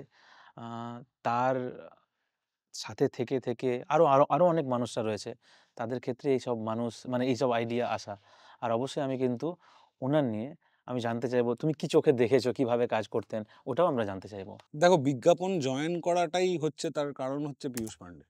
আমি আচ্ছা, যখন বম্বে অফিস জয়েন করি তখন পীযূষ পান্ডে বম্বে অফিসে রেগুলারলি আসতেন। অবশ্যই আমি খুবই জুনিয়র, ওনার সাথে কাজ করার সুযোগ আমার খুব লিমিটেড সময় হয়েছে। শেষ লাস্ট 10 বছরে আরও অনেক বেশি সুযোগ পেয়েছি ওনার সাথে কাজ করার, ওনার সাথে ওনার ভাবনা চিন্তাটা কীভাবে তৈরি হচ্ছে সেটা বোঝবার। আর unfortunately we lost him a few days back, it was a huge loss for the industry. মানে উনি অনেক লোকের জীবনে ওনার অবদান আছে, মানে বহু লোক ওনাকে ওনার থেকে অনেক কিছু শিখেছে। সো পীযূষ ইজ, কি বলবো, মানে he is created the advertising industry in India. মানে it is a huge loss for the entire industry, not just in India but globally. এবং খুবই সাধারণ একজন লোক উনি, মানে larger than life of course, because ওনার একটা ব্যক্তিত্ব, একটা পার্সোনালিটি ছিল যেটা ইজ মানে আনমিসেবল আর কি। উনি একটা ঘরে ঢুকলে you will notice him from the very get go. এরকম কিছু মানুষ খুব কম মানুষই হয় যাদের তুমি ঘরের প্রেজেন্স বুঝতে পারো আর কি। বাট ওনার একটা সবচেয়ে বড় শিক্ষা হচ্ছে জিনিসকে সিম্পলি দেখা। আর ইন্ডিয়াতে মানুষের সাথে কিভাবে কথা বলবে, সেটা কি বললে মানুষ সেই কথাটা শুনবে বা বুঝতে পারবে বা রিলেট করতে পারবে, সেটার সিম্পলিসিটিটা উনি বিজ্ঞাপনের জগতে নিয়ে এসেছিলেন। এবং সেটা আমাদের আমাদের যে ঘরানা অফ অ্যাডভার্টাইজিং ইন ogilvy, আমাদের ঘরানাতে আমরা সেই সিম্পলিসিটিটাতে বিশ্বাস করি, যে সহজভাবে কথা বলা আর কি।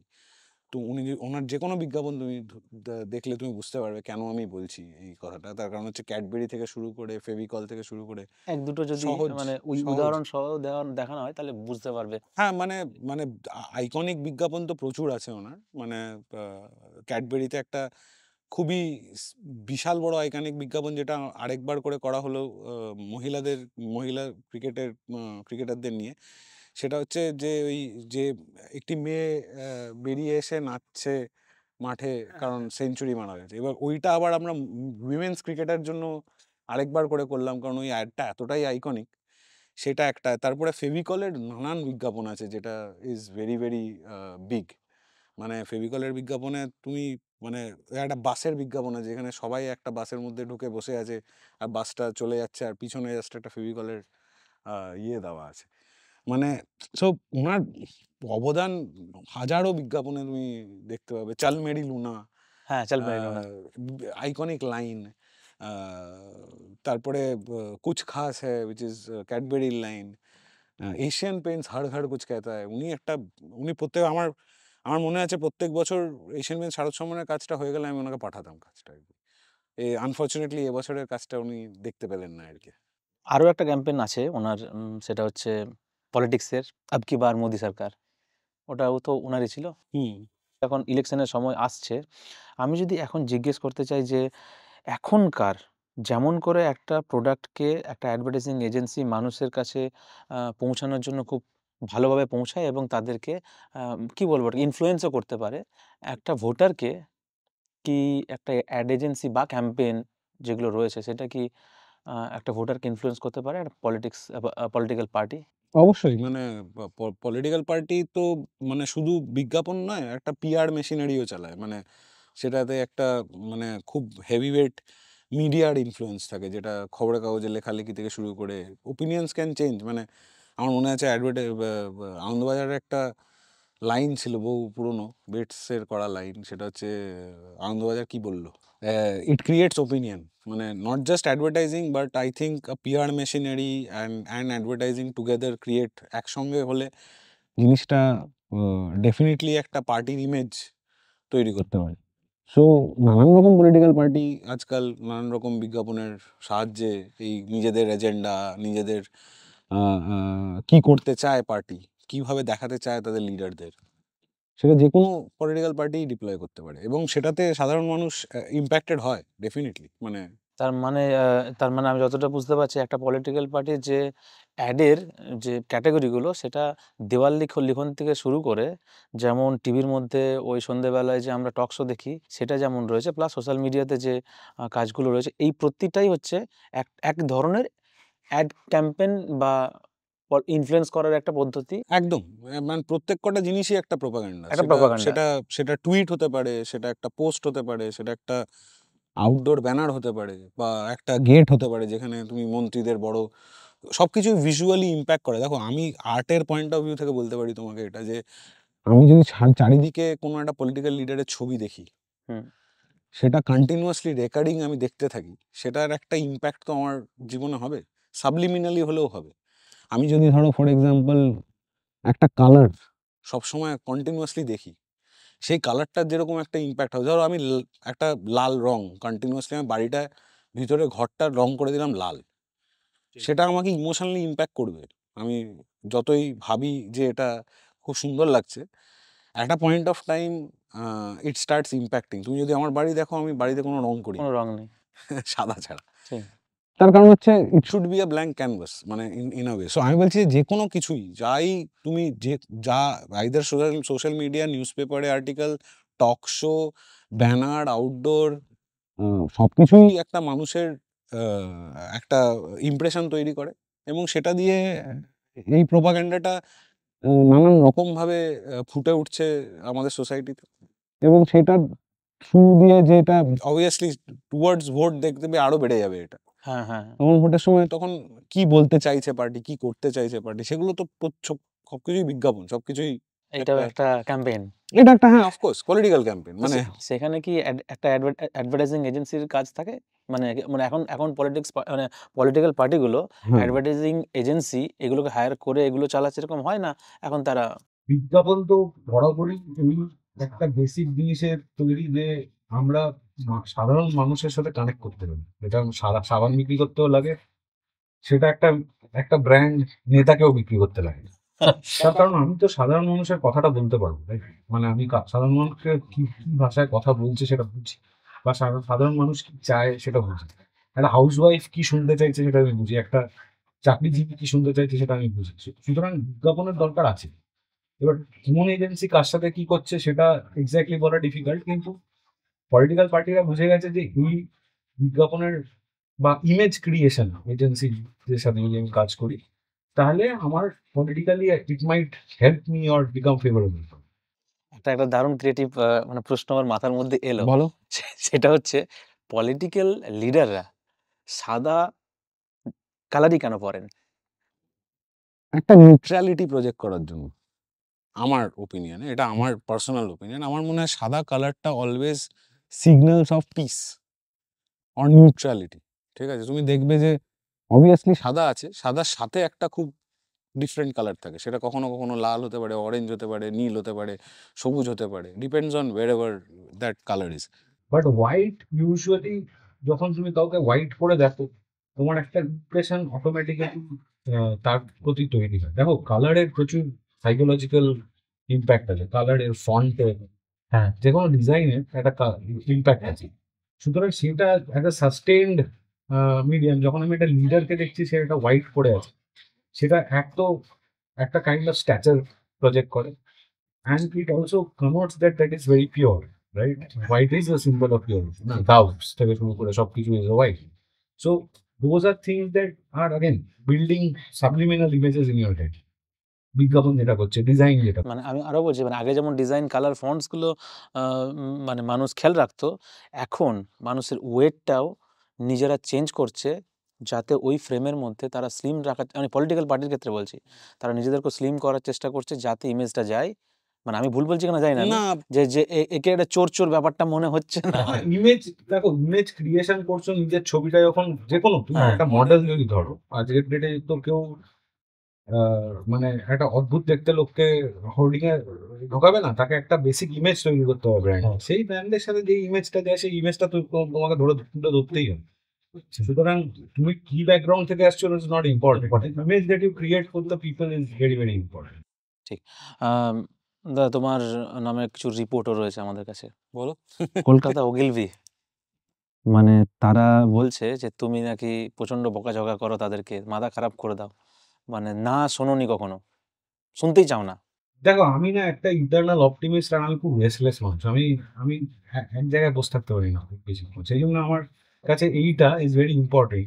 এই যে এখানে পুকুর পাড়ে আমি বসে আছি, বা বাড়িতে শান্তি শান্তি মনে বসে আছি এখানে শান্তিনিকেতনে, এই তো আমি বকাঝকা করি। মানে আমার মনে হয় যে একটা জিনিস ট্রাই না করে যদি কেউ না বলে দেয়, সেটা খুবই বোকামো হয়। সুতরাং আমি আমার টিমকে সবসময় বলি, আমার না শব্দটা শুনতে পাই না। এবং যারা আমার সাথে অনেকদিন ধরে কাজ করেছে, বিগত লাস্ট 15-16 বছর ধরে প্রচুর ছেলেপুলে আমার সাথে কাজ করেছে, এবং তারা এখন টপ লেভেল কলকাতা নানান জায়গায় কাজ করেছে, তারা জানে আমি কিভাবে প্যাশনেটলি কাজটা চেস করি। এবং প্যাশনের আরেকটা পার্ট হচ্ছে বকাঝকা করা, রাগারাগি করা মাঝে মাঝে। মানে সেটা তো আছে, মানে তাদেরকে এমন বকে দিয়েছিলে, সেটা হচ্ছে তার ইন্টার্নের সময় সে শুনছে, আমি ভালো করে জানি, ইন্টার্নের সময় সে নিজের চাকরি বাকরি ছেড়ে ভেবেছিল যে এসএসসি দেবো। যদিও সেটা 2012 সময় এসএসসি দিয়ে চাকরি পাবে সে ঠিক পেয়েছিল, মানে ভেবেছিল। তো এখন সে এই মুহূর্তে ওই বকাঝকাটা নিয়েছিল বলে সে একজন সফল আর অভিনেতা, এখন মাথা উঁচু করে কাজ করছে, দারুণ দারুণ বিষয় নিয়ে কাজ করছে। তো এটা হয়তো ওই মানুষটার বকাটা নিয়েছিল বলে। দেখো, বকাঝকা আমি কেন করি তার কারণ হচ্ছে ওডিবিটা আমার কাছে একটা পরিবারের মতো। হ্যাঁ, আমি অনেকটা টাইম অফিসে স্টোরি করি, এবং যে ছেলেপুলেগুলোর সাথে আমরা কাজ করি, আর আমরা তো একটা মেশিন ডমিনেটেড ইন্ডাস্ট্রি নই। আমাদের মাথার কাজ, আমাদের ভাবার কাজ, সেখানে একটা ইমোশনাল বন্ড তৈরি হয়ে যায় তোমার টিমের সাথে, মানে whichever team you are working. এরা সবাই জানে যে আমার বকাটা কোন জায়গা থেকে আসছে। মানে there is no malice in the way I scold them or tell them that যে এটা ঠিক হচ্ছে না। এটা ডিরেকশনে নিয়ে যাওয়ার জন্য আমি সেটা করি। এবং সবার পদ্ধতি আলাদা, বুঝলে তো? মানে অনেকে শান্তভাবে এক্সপ্লেন করতে পারে, আমার পদ্ধতিটা একটু আমার মতো আর কি। হ্যাঁ, তোমার মতো, তোমার এক্সট্রিম তোমার মতো। হ্যাঁ, একদমই তাই। তবে বয়সের সাথে সাথে আস্তে আস্তে আশা করি সেটা কমাতে পেরেছি, সেটা লোকেই বলতে পারবে ভালো। আর লোকে বলার জন্য আমি একটা সেট করে দিচ্ছি। এমন অনেক ক্রিয়েটিভ ছেলেরা রয়েছে যারা যদি অগ্নিতে জয়েন করতে চায়, তোমার আন্ডারে করতে চায়, মানে যে প্রসেস আছে, কি প্রসেস থাকলে সে অগ্নিতে, কি পড়াশোনা থাকলে কিভাবে অগ্নিতে জয়েন করা যায়, বা একটা অ্যাড এজেন্সিতে জয়েন করা যায়। দেখো, বিজ্ঞাপনের এজেন্সির না কোনো সেরকম, আজকাল প্রচুর কোর্স আছে। আজকাল ডিজাইন স্কুল আছে, অ্যাডভার্টাইজিং ম্যানেজমেন্ট পত্র আছে। তো কোর্স তো আছেই, মানে পড়াশোনা করার সুযোগ একটা এখন আছে, বিভিন্ন রকম ডাইভার্সিফাইড কোর্সের আছে। কিন্তু বিজ্ঞাপনে না নানান রকম ডাইভার্স এনভায়রনমেন্ট থেকেও লোকজন আছে। মানে আমি কাজ করেছি মেকানিক্যাল ইঞ্জিনিয়ার একজন ভদ্রলোকের সাথে, যে কপিরাইটার বলছে। আমি কাজ করেছি একজন যে সায়েন্টিস্ট ছিল, তার আর পোশাক ছিল না ইয়ে করা, কারণ সে ক্রিয়েট করতে চাই। তো বিভিন্ন ব্যাকগ্রাউন্ড থেকে আসে। আর দেখো, এরকম নয় যে তো আমরা তো আর বই লিখছি না, মানে শেক্সপিয়ার বা টলস্টয় হতে চাই না। খুবই সাধারণ ভাষায় লেখা এবং ভাবার একটা প্রবণতা, যে আমি একটা আইডিয়া, একটা জিনিস তৈরি করতে চাই। এবং আজকের ডেটে না, I am very surprise to see so many creator, যে ক্রিয়েটার ইকোনমিটা হয়েছে, অসাধারণ কাজ করছে। অনেকে খুব সুন্দর সুন্দর, মানে ফুড ব্লগার বলো, বা কোনো একটা টপিকের উপরে যারা ট্রাভেল ব্লগিং করছে, তারাও ক্রিয়েটিভলি কাজ, তুমি ক্রিয়েটিভ কাজ করছো। তো আমার মতো যে ক্রিয়েটিভিটিটা কারোর মানে মানে একার ডোমেন নয়, যে ইঞ্জিনিয়ার হলে ইঞ্জিনিয়ার, ক্রিয়েটিভ মানে ক্রিয়েটিভ সবাই। এবার যে কোনো লোক যার ক্রিয়েটিভিটির দিকে ঝোঁক আছে, যার মনে হয় যে আমি কমিউনিকেট করতে পারি, আমি কথা বললে চারটে লোক বুঝবে, বা বলতে পারি, আমি বুঝিয়ে বলতে পারি। I think that is the basic prerequisite যেটা লাগে একটা বিজ্ঞাপনের। আর একটা understanding of how general people around you work, and observation skills, মানে আশেপাশের মানুষ কিভাবে নিজেদের জীবনযাপন করছে, ছোট ছোট জিনিস অবজার্ভ করার যে ন্যাকটা, মানে বাড়িতে একটা ছোট কলহ হলে সেটা কিভাবে একে অপরের সাথে কথোপকথন করছে, ডায়লগ লেখা, এগুলো সব everything impacts how you work in a creative department. So আমি অ্যাকচুয়ালি নানান রকম ছেলেদেরকে হায়ার করেছি বিভিন্ন সময়। মানে তাদের এডুকেশনাল এটা হতেই হবে না, এরকম ব্যাপার নেই। no, আমার তো I don't think there is any qualification that you need to become a part of an advertising. I don't think so. বুদ্ধি থাকতে হবে, কমন সেন্স থাকতে হবে, যেটা খুব কম মানুষের আছে আজকের দিনে। কমন সেন্সটা থাকলেই হয়। আহ, এই কলকাতার বুকে উম, যদি বলি যে টপ 5টা মানুষ, আমি কোনো এজেন্সির নাম বলতে বলছি না, যারা খুবই ক্রিয়েটিভ, অন্যান্য অগ্রিবী ছাড়া কি নাম আসতে পারে যারা ভালো কাজ করছে?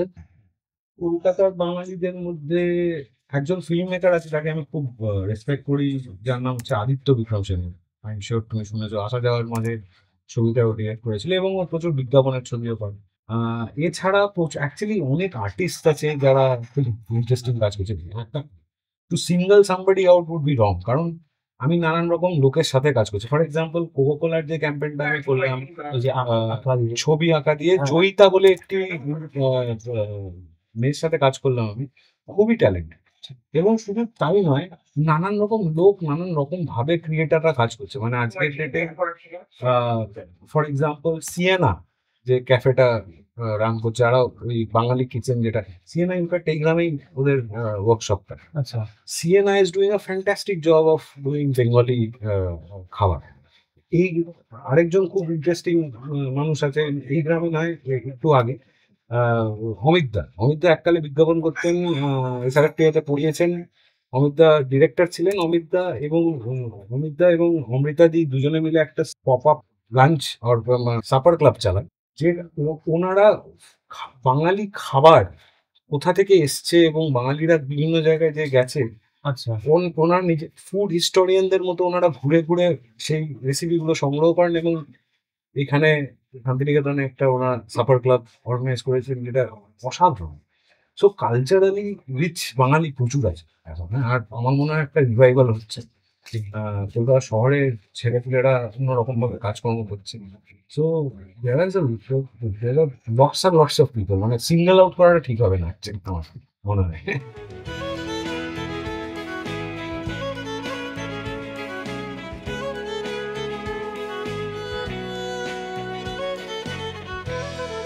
আজকে খুব সিম্পল মেনু। পেঁয়াজ পাতা পোস্ত খেয়েছিস তো? হ্যাঁ খেয়েছি। পেঁয়াজ পাতা পোস্ত, লাবড়া আর চিনি। আপনাদের জানা উচিত যে একজন ভালো ক্রিয়েটিভ মানুষ যখন কাজ করেন তার অনেক ধরনের বৈশিষ্ট্য থাকে। তো তার মধ্যে ওই যে আমি বললাম একটু আগে যে তার টিম মেম্বাররা সব বলছে খুব বকে, আবার ভালোবাসে। তার মধ্যে আরেকটা বৈশিষ্ট্য হচ্ছে যে তিনি খেতে ভালোবাসেন, আবার খাওয়াতেও ভালোবাসেন। যখন প্রথম আমাদের ইন্টারভিউর কথাবার্তা হলো, ফার্স্ট একটাই কথাবার্তা বললো যে সোমনাথ তুই কিন্তু লাঞ্চ করে যাস। আজকে এসছি, আমাকে না খাইয়ে তো ছাড়ছে না, তো সুতরাং খাবারের টেবিলেই দেখলাম কিছু আলোচনা করেনি। দাদা, খেতে কি খুবই ভালোবাসো? দেখো, খাবার একটা ট্রেডিশন আছে আমাদের বাড়িতে। আমার বাবার একটা রেস্টুরেন্ট ছিল কলকাতায়, যেটার নাম ছিল হট ট্রি, যোধপুর পার্কে। যোধপুর পার্কে। হ্যাঁ, যোধপুর পার্কে। তো বাবা খুব খাওয়াতে ভালোবাসেন এবং মাও খুব খাওয়াতে ভালোবাসতেন। তো আমাদের বাড়িতে সবসময় লোক, সবসময় খাওয়া দাওয়া। সো খাওয়ার ট্রেডিশনটা এবং লোককে না খাইয়ে ফেরত পাঠানোর ট্রেডিশনটা বরাবরই আমাদের ফ্যামিলিতে আছে। তো এই বাড়িতেও তাই আছে। এই বাড়িতেও তাই আছে। আমি আর খাবার মানে খাবারের যেহেতু পার্ট এলো, সেহেতু আমি একটা কোকাকোলার একটা টপিকস আনতেই চাইবো, মানে এই মুহূর্তে। সেটা হচ্ছে কোকাকোলার এই বছরে আমি দেখেছিলাম, এইটা প্রথম আমার চোখে পড়েছিল, সেটা হচ্ছে বালিগঞ্জ কালচারালের সঙ্গে যখন কোকাকোলার একটা মানে স্পন্সরের জন্য অ্যাপ্রুভ হয়েছে, সেখানেই আমি দেখেছিলাম যে ওই লাল পাড় শাড়ির একটা সাদা শাড়ির একটা ক্যাম্পেইন চলেছিল। আমি কি জানতে পারবো ডিটেলসটা কি? তো ওই ক্যাম্পেইনটা আমাদেরই করা। আমরা এবছর, দেখো, বিজ্ঞাপনের ধারাটা তো একটু একটু বদলে গেছে এখন। আমরা ইউজুয়ালি বিজ্ঞাপনকে মানে বিজ্ঞাপনের মাপকাঠি একটা টেলিভিশন কমার্শিয়াল, একটা প্রিন্ট অ্যাড, একটা আউটডোর নয় আজকে আর। সোশ্যাল মিডিয়ার জন্য নানান রকম ফরম্যাট অফ বিজ্ঞাপন চলে এসছে। তো এবছর অ্যাকচুয়ালি আমি ছোট করে বলি তোমায় আমাদের চিন্তা ভাবনাটা কি ছিল। কোকাকোলা, লাল সাদা Coca Cola is an iconic drink across the world. বাঙালির কালচারে লাল সাদার আইকনিসিটি হচ্ছে লাল সাদা শাড়ি। এবার প্লাস্টিক বোতল রিসাইকেল হয়ে আজকাল পলিয়েস্টার আর ফ্যাব্রিক তৈরি হয় এনি উইচ ওয়ে, তোমরা জানো হয়তো সেটা হচ্ছে। কোকাকোলার প্লাস্টিক বটলও রিসাইকেল হয়।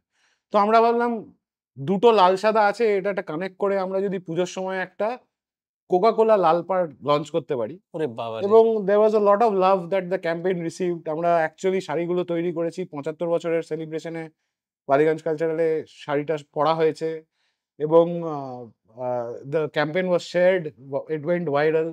লোকে খুব অ্যাপ্রিসিয়েট করেছে যে একটা খুব সিম্পল ভাবে একটা বাঙালি কালচারের সাথে একটা একটা ব্র্যান্ডের যুক্ত হয়ে যাওয়াটা যে এত সিমলেস হতে পারে সেটা লোকে হয়তো ভাবতে পারেনি। But I am very happy যে আমি আমার team we manage to do that for Coke this ইয়ার। অনেকে কি করে একটা শর্টকাটেও বিজ্ঞাপন করা যায়, মানে ট্রেডিশনাল যে জিনিসপত্রগুলো আমরা পুজোর সময় দেখে এসেছি। আর আমার না বহু বছর ধরে ইচ্ছা হচ্ছে পুজোর বিজ্ঞাপনের ধারাটা চেঞ্জ করার। এই যে শারদ শুভেচ্ছা লোকে বলছে হ্যাঁ সবসময়, হ্যাঁ হ্যাঁ। বড় বড় গেট লাগিয়ে দিচ্ছে, না সেগুলো চোখে পড়ে, না কেউ দেখে, না কেউ শেয়ার করে, আচ্ছা। প্রিন্ট অ্যাড বেরোয় না, লোকে টিভি দেখে না পুজোর সময়। তাহলে আমরা অ্যাকচুয়ালি কোকা কোলার জন্য বছরের পর বছর এমন কাজ করে আসছি লাস্ট অ্যাটলিস্ট 3 বছরের জন্য, যেটা খুবই ইন্টারেস্টিং। আমি জানি না তুমি দেখেছো কিনা, আমরা কোকা কোলার একটা বোতল দিয়ে একটা কিউ বানিয়েছিলাম, যেটা হচ্ছে ব্যক্তিগত এক্সপিরিয়েন্স থেকে প্যান্ডেলের বাইরে লাইনে দাঁড়িয়ে লোকে বিরক্ত হয়ে যায়। তো আমরা একটা বোতলের শেপে একটা কিউ বানিয়েছিলাম, যেটার মধ্যে মিস্টার ফ্যান লাগানো ছিল, লোকে কোকা কোলা পাচ্ছিল যখন দাঁড়িয়েছিল, মানে ওয়েটিংটাকে আরো এনজয়েবল করে দিয়েছিলাম। আর ওপর থেকে যখন টপ ভিউ ক্যামেরাতে আমরা ড্রোনে শুট করেছি, সেটা মনে হচ্ছিল কোকা কোলার বাবলগুলো লোকের মাথার মতো ওই বোতলটা থেকে বেরিয়ে আসে। তো এই ছোট ছোট জিনিসগুলোর লোকে কথা বলে, এইগুলো লোকে শেয়ার করে যে এই এক্সপিরিয়েন্সটা হলো। পুজোর সময় তুমি তো তাকিয়ে আর বিজ্ঞাপন দেখবে না, না পেপার খুলে, পেপার প্রিন্টও হয় না, মানে নিউজ পেপার প্রিন্ট হয় না, পেপার খুলে বিজ্ঞাপন দেখতে পারবে না। তো এই ছোট ছোট জিনিসগুলো যে যে আমরা করবার চেষ্টা করছি লাস্ট কয়েক বছর ধরে, সেটা এভার রেডির জন্য আমরা নানান রকম জিনিস করেছি, কোকের জন্য করেছি, বিভিন্ন ক্লায়েন্ট সানলাইটের জন্য করেছি। ইনফ্যাক্ট ওগিলবি ইস্ট এর একটা আমাদের উইং আছে, যেটা বাংলা কাজে স্পেশালাইজ করে, এবং আমরা আমাদের ইনিশিয়েটিভটাই হচ্ছে যে আমরা বাংলা বিজ্ঞাপনটাকে একটু অন্যরকম ভাবে প্রেজেন্ট করার চেষ্টা করছি লাস্ট বেশ কিছু বছর ধরে। না, এটা মানে অসম্ভব সুন্দর আইডিয়া এটা। এই আইডিয়াগুলো আমরা কলকাতার বুকে বা অন্য কোথাও কখন আইডিয়াগুলো পাই না, মানে কিসের অভাব হয়ে যায় যে এই আইডিয়াগুলো বেরোয় না আর এত সুন্দর? আসলে ক্রিয়েটিভ জগৎটা না আরেকটা প্রবলেম হচ্ছে যে আমরা বড্ড ইগোটা ধরে বসে যাই। আমার কাজ, এটা আমি এরম ভাবে করছি, আমি এরম ভাবে দেখছি, এরম ভাবে হয় না। মানে বেসিক্যালি যদি আমরা ইগোটা সাইডে রাখি, at the end of the day একটা টিম একটা জিনিসকে তৈরি করে। একটা ছবি যখন আমরা দেখি, এটা একটা মানুষের কাজ হতেই পারে না। একদমই তাই। হ্যাঁ, প্রবলেম হচ্ছে আমাদের প্রফেশনটাই এরকম যে যে ক্রিয়েটিভিটিতে একটা ইগো, একটা এটা আমার, আমি এটা কারোর সাথে শেয়ার করবো না, আমি এটা বলবো না, এটা যতদিন না আমরা মানে বিসর্জন দিয়ে দিতে পারছি, ততদিন আমাদের কাজ কিন্তু বেটার হবে না। মানে তুমি যদি বাইরেও দেখো, আজকের ডেটে একটা ক্রিয়েটিভ এর লোক রাইটার হয়ে একটা ইঞ্জিনিয়ারের সাথে কোলাবোরেট করে, এই যে আমরা শাড়ির কাজটা করলাম, আমাকে ফুলিয়ার তাঁতিদের সাথে কোলাবোরেট করতে হয়েছে, কারণ ওই সুতোটাকে বুনতে হয়েছে, ঠিক। মানে লালপাড় শাড়িটা বানানোর জন্য।